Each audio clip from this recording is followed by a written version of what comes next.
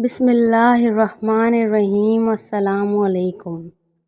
سرسار کی ایک قوم جسے قوم سبا بھی کہا جاتا ہے، اللہ تعالیٰ کی بے شمار نعمتوں کے اندر زندگی گزار رہی تھی۔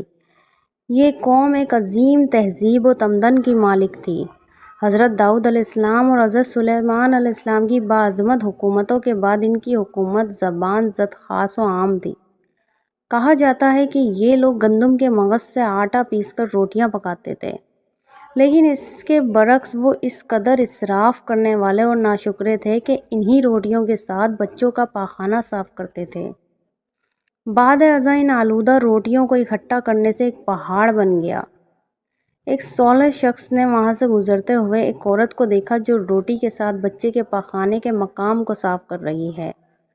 اس شخص نے عورت سے کہا، تیرے اوپر افسوس، خدا سے ڈر، ایسا نہ ہو کہ خدا تیرے اوپر اپنا غضب ڈھائے اور تجھ سے اپنی نعمت چھین لے۔ اس عورت نے جواب میں مذاق اڑایا اور مغرورانہ انداز میں کہا، جاؤ جاؤ، گویا کہ مجھے بھوک سے ڈرا رہے ہو۔ جب تک سرسار جاری ہے مجھے بھوک سے کسی قسم کا کوئی خوف نہیں ہے۔ کوئی زیادہ عرصہ نہیں گزرا تھا کہ اللہ تعالیٰ نے ان لوگوں پر اپنا غضب ڈھایا۔ پانی جو کہ زندگی کی بنیاد ہے ان لوگوں سے چھین لیا، یہاں تک کہ قحط نازل ہوا۔ بات یہاں تک پہنچ گئی کہ ان کی ذخیرہ کی ہوئی تمام غذا ختم ہو گئی۔ آخر کار وہ مجبور ہو کر انہی آلودہ روٹیوں پر ٹوٹ پڑے جو ان لوگوں نے اکٹھی کر کے پہاڑ کے مانند ڈھیر لگایا ہوا تھا، بلکہ وہاں سے روٹی لینے کے لیے صف لگتی تاکہ ہر کوئی وہاں سے اپنے حصے کی روٹی لے سکے۔ کفران نعمت، قحط اور ان کی بدحالی کے بارے میں متعدد روایات موجود ہیں۔ قوم سبا کے بارے میں ایک اور واقعہ بیان ہوتا ہے کہ ان لوگوں نے اپنی زراعت کو بہتر طور پر کاشت کرنے کے لیے پانی ذخیرہ کرنے کی خاطر بلخ کے دو پہاڑوں کے درمیان ایک بہت بڑا بند مورب تعمیر کیا ہوا تھا۔ سوراخ اور دوسرے پہاڑوں سے گزرا ہوا پانی اس بند میں آ کر وافر مقدار میں جمع ہو جاتا تھا۔ قوم سبا نے اس پانی سے صحیح طور پر استفادہ کرتے ہوئے وسیع و عریض اور بہت سے خوبصورت باغات لگائے اور کھیتی باڑی کو رونق بخشی۔ ان باغات کے درختوں کی شاخیں اس قدر پھلوں سے لدی ہوئی تھی کہ کہتے ہیں کہ اگر کوئی شخص سر پر ٹوکری رکھ کر ان کے نیچے سے گزرتا تو پھل خود بخود ٹوکری میں گرنا شروع ہو جاتے اور قلیل مدت میں ٹوکری تازہ پھلوں سے بھر جاتی۔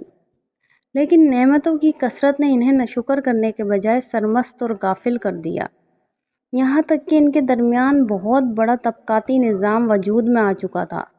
ان میں سے صاحب اقتدار لوگوں نے کمزوروں اور ضعیفوں کا خون چوسنا شروع کر رکھا تھا، یہاں تک کہ ان لوگوں نے خدا سے ایک احمقانہ التماس کیا جس کا ذکر سورہ سبا کی آیت نمبر 19 میں ملتا ہے۔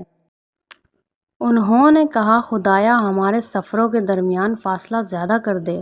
انہوں نے اللہ تعالیٰ سے یہ التماس اس لیے کیا تاکہ غریبوں، بے نوا لوگوں اور ثروت مند ان کے ہمراہ سفر نہ کریں۔ ان کی خواہش یہ تھی کہ آبادیوں کے درمیان خشکی ہو اور فاصلہ بہت زیادہ ہو تاکہ تہی دست اور کم آمدنی والے لوگ ان کی طرح سفر نہ کر سکیں۔ اللہ تعالیٰ نے ان مغرور پیٹ کے پجاریوں پر اپنا غضب نازل کیا۔ بعض روایتوں کے مطابق ان مغرور لوگوں کی آنکھوں سے دور صحرائی چوہوں نے مورب نامی بند کی دیواروں پر حملہ کر کے انہیں اندر سے کھوکھلا کر دیا۔ ادھر سے بارشیں زیادہ ہوئیں جن کی وجہ سے سیلاب آ گیا اور اس بند میں پانی بہت زیادہ اکٹھا ہو گیا۔ اچانک بند کی دیواریں ٹوٹی، اس سے ایک بہت بڑا سیلاب آیا جس میں تمام دیہات، آبادیاں، مال مویشی، باغات، کھیتیاں، ان کے محل اور گھر پانی میں غرق ہو کر نابود ہوئے۔ ان کے باغات اور زراعت میں سے صرف بیری کے درخت اور کچھ جھاڑیاں بچی تھیں۔ خوش الحان پرندے وہاں سے کوچ کر گئے تھے، جبکہ الوں اور کبوں نے قوم سبا کے کھنڈرات میں اپنے گھونسلے بنائے تھے۔